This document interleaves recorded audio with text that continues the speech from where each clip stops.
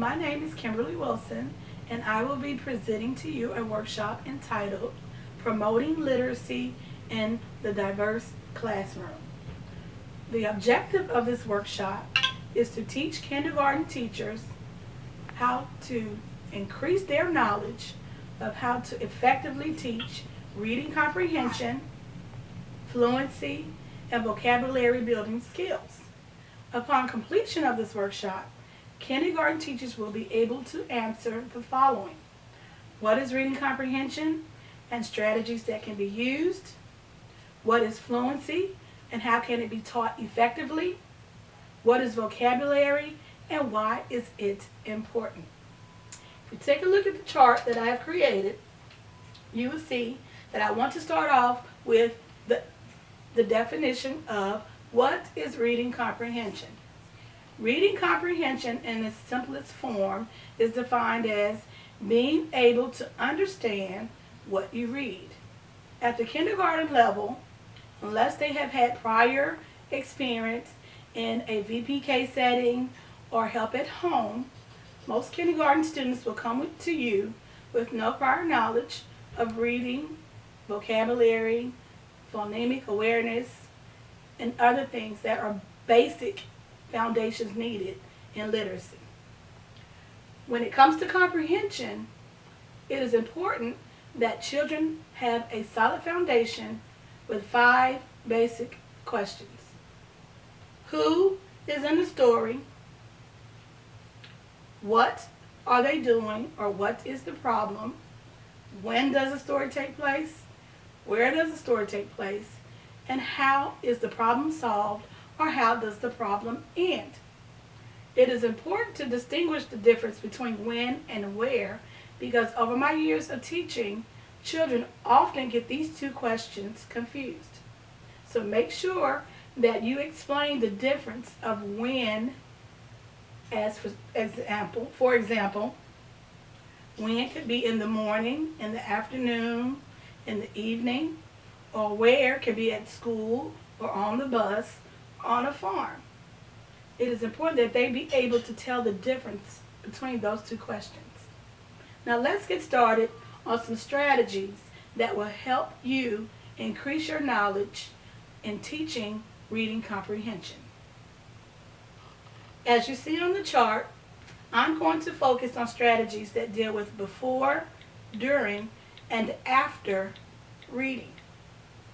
Explicit strategy instruction is the core of good comprehension instruction. So these are some things I like to do before I begin reading. It is important that before you begin reading, you activate the children's prior knowledge. This can be done, for example, with the book Atlas. As you can see, I've used this book many times. It has a lot of wear and tear, but it's a great book to use when doing reading comprehension. You want to activate their prior knowledge by telling them to look at the picture, telling them to see, do they see anything familiar in the picture? With this book called Alice, is written by Whoopi Goldberg. So I will even start to ask questions. Has anyone ever seen Sister Act? Did you know that the woman in that story, or in that movie, was Whoopi Goldberg? And she's the same person that wrote this story. I also tell them to look at the pictures as I flip through to see if they see anything that might seem familiar to them to activate prior knowledge, which leads to the next strategy to use before reading. Set a purpose for reading. It is important that you set a purpose for reading so that children will understand, why are you reading the story? What is it I need to learn from this story? And how can I apply what I learned from this story to my everyday life? When setting the purpose for reading, you can use several strategies. You can use it to teach the different styles or areas of reading which are under the word genre. So for instance, in Alice, this book deals with fantasy. So I can say when reading this book, we're going to learn about genres. Genres are different ways that authors can use to use. Genres are different strategies authors use in order to tell a story. We're going to focus on fantasy. You're going to be able to tell me whether the story is fantasy or real. These two cards will come in handy as we discuss the next section, which is what to do during reading. Strategies to use during reading help the students make connections to what you are reading. They can make connections by you stopping and generating questions. Can you identify with anything that's going on? Do you know anything about Alice or what's going on with her? And when you generate questions, you can also let them know we should be able to answer some of these questions that we have here. We should be able to answer who is in the story, what is the problem, or what are the characters doing, or what is the character doing, when, and where. This can be done usually by the time you are halfway through the book. Because when doing reading comprehension, I like to split the story in half. Read one half the first day and the second half the second day, which leads to what to do after reading. Strategies you can use after reading are summarizing, questioning, reflecting, discussing, and responding. I like to use the acronym S for summarizing, Q for questioning, R for reflecting, D for discussion, and R for responding. It is during this time that students should be working in groups or in pairs to go over what they've read, to see if they can answer who, what, when, where, how, and then be able to discuss with the teacher or other classmates what they have learned in the reading. And a good thing to use, or a good assessment to use at the kindergarten level, is the assessment where they should be able to tell you what has happened at the beginning, the middle, and the end of a story. Because remember, these are emergent readers. So they're just learning how to sit and gain comprehension skills by listening to you read the story to them. Now, you may have some more advanced readers in your room who not only will they be able to draw a picture to tell what happened at the beginning, middle, and end, but they will be able to use or write a sentence explaining what is happening or what has happened in the story. Which moves me to the next category, which is fluency.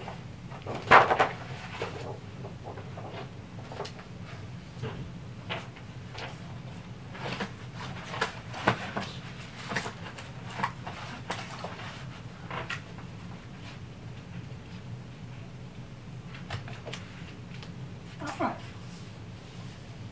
The next topic I wanted to discuss is fluency. What is fluency? Fluency is the ability to read text accurately, quickly, and with expression. Reading jargon that we use in education is called being able to read the word accurately, means without any mistakes. Quickly, with automaticity. And with expression, prosody. This can be done by doing a lot of oral reading with your children so they can find out through and listen through how you read in order to gain knowledge on how to read text and read it more fluently. I've stated or posted the sight words because it is important that children be able to recognize basic sight words. Now, sight words are different from vocabulary words. because sight words are words that they should be able to know automatically and quickly just by looking at them. That is why they are called sight words. I have used Dolce's set of 4 sight words and just used the complete set that they should know by the end of kindergarten, which is 53 words. And as they progress through grades, the number of words they are able to identify by sight will increase. And sight words are usually words they will see in everyday use, like on TV and magazines and books, on billboards. Have you noticed that a child that can't read can tell you that, hey, there's McDonald's? That's because they were able to connect the symbol with the word.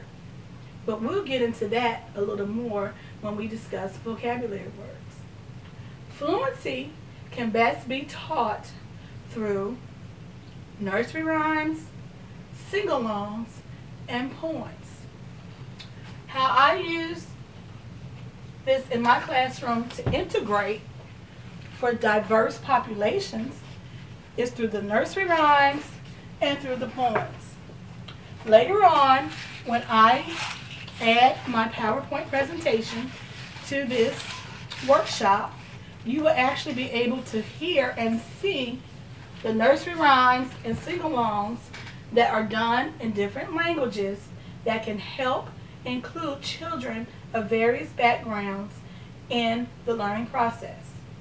And even with reading comprehension, there is an important tool called SpanishDictionary.com that you can use, and you can input words like who and what language you need to translate it to, and it will give you the translation and the spelling of that word so that you can include ESL students as you are teaching reading comprehension and fluency. Sight words also can be put into SpanishDictionary.com and translated for ESL students and for students of other diverse backgrounds other than Spanish. I've chosen Spanish because within the next 30 to 40 years, the population of Spanish-speaking students will have increased by at least 150%. But with this fluency, I also want to show you different activities you can use to teach fluency and also expose children to other cultures and how even English-speaking students can learn some of their language. As you can see, I have listed here the months of the year. And one of my videos that I'm going to have is a song that is singing the months of the year in Spanish. And one way that you can generate activities or monitor comprehension for ESL students and English students is have them taking turns using these sticks with the months of the year on them. And they will have to go and match the month that they have to the month on the poster. Now this can be done by putting it in a center in your classroom, or it can be done in small groups or in whole groups at the beginning of the day. However you choose to incorporate it, but it is a good way of teaching ESL students and English students another language. This can also be used when teaching numbers, colors, shapes, and other various tools that kindergartners will need in order to be progressive as they move forward in their grading. All right. Another thing I wanted to share with you, or another concept I wanted to share with you with fluency, is using the popsicle sticks to tell a story, and that how using fluency and showing them expression will help them become better readers. The story is quick, and it tells a story of a farmer. The farmer is on his farm working around fixing things as he goes about his day. His wife is out in the garden picking peas, getting ready to fix dinner so that she can have fresh food. The farmer calls to his child, in this case, which is the son, and asks him, can you please go find the hammer so I can nail the fence and make some repairs? As the son is going to find the hammer, he sees a piece of cheese. As he looks at the cheese, he sees a mouse that is trying to get the cheese. The mouse is frightened because coming up behind him is a cat. Meow. And the cat sees the mouse.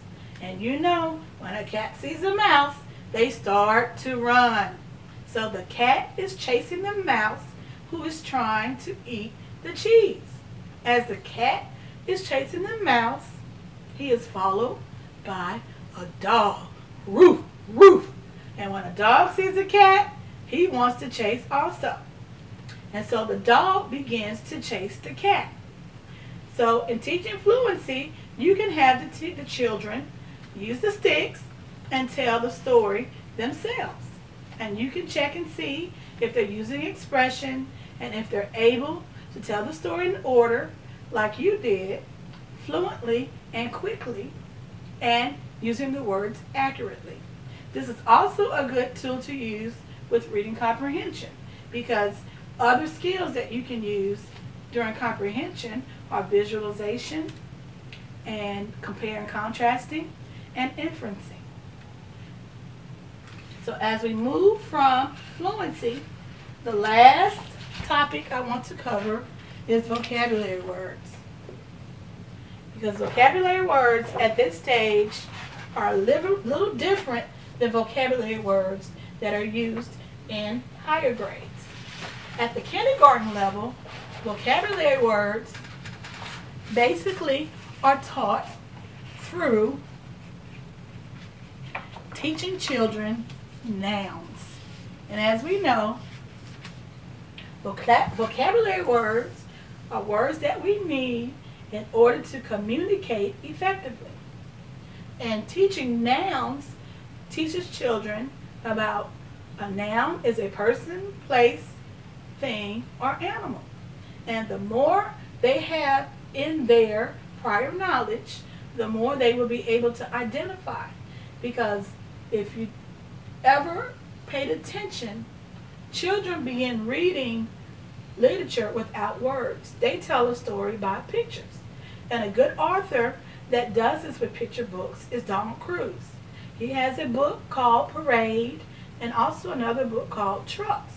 There are no words in the book, but children often flip through the pages and begin to build their own story simply by looking at the nouns or the pictures in the book. That is why I have given you examples of nouns that can be placed throughout the classroom so that children can begin to make a connection between the word and the picture and help build the vocabulary knowledge.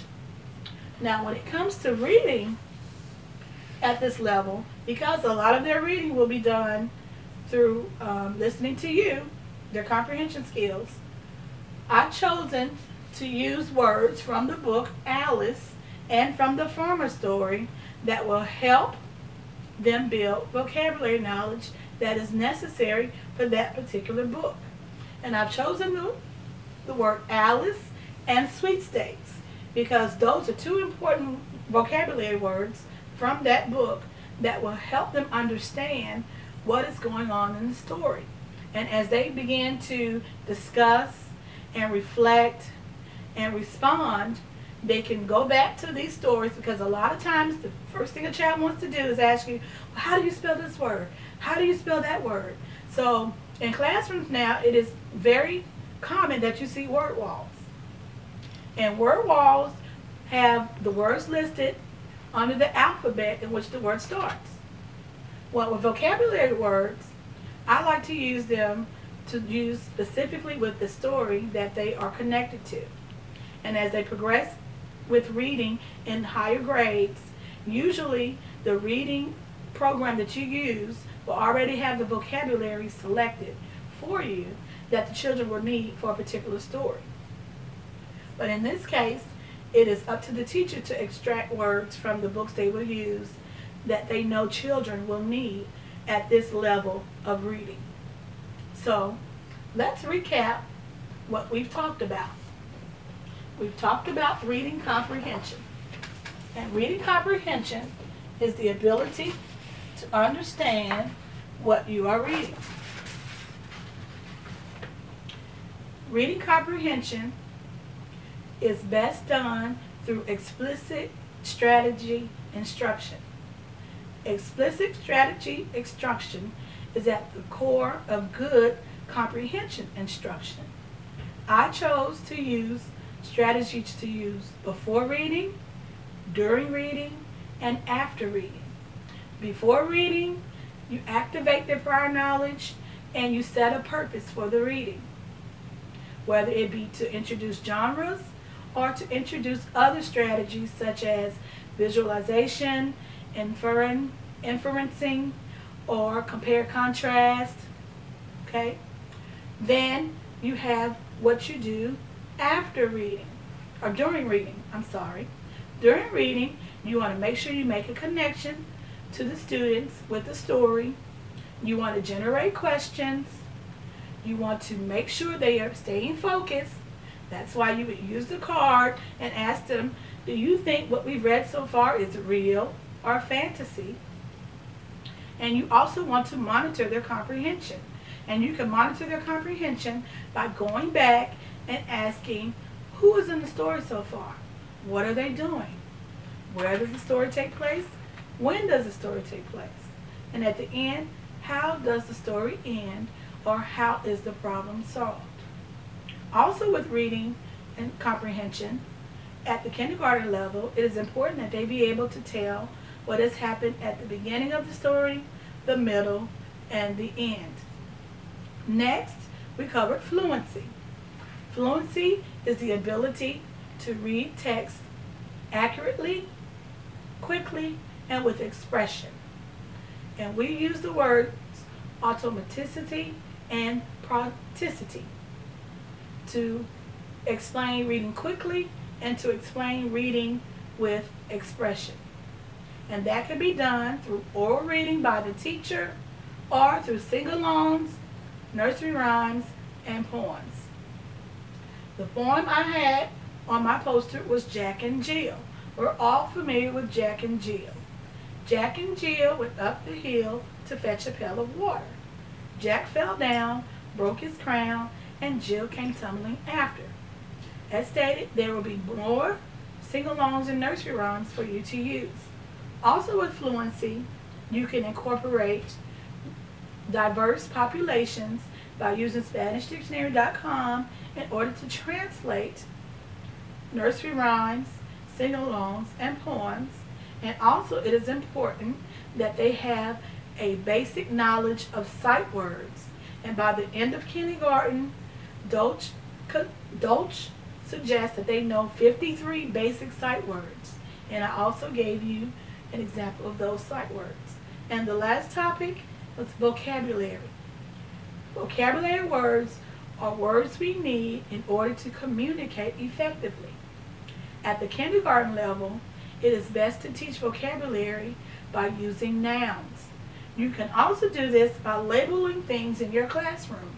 For instance, having the word door on the door, having the word chalkboard on the chalkboard, having the word window on the window. That way they can begin to build up the vocabulary and be able to connect the word with what the noun is. Also, you can extract words from what you're reading that you know would be difficult for them to understand on their own to use to help reiterate and build vocabulary that is related to the story. I hope you have enjoyed my presentation on promoting literacy in the diverse classroom. I look forward to hearing your comments. You can comment to this workshop on Facebook/Kimmie's Corner, and that's spelled KIMMIE'(s) Corner with a K, Korner. Thank you and have a good day.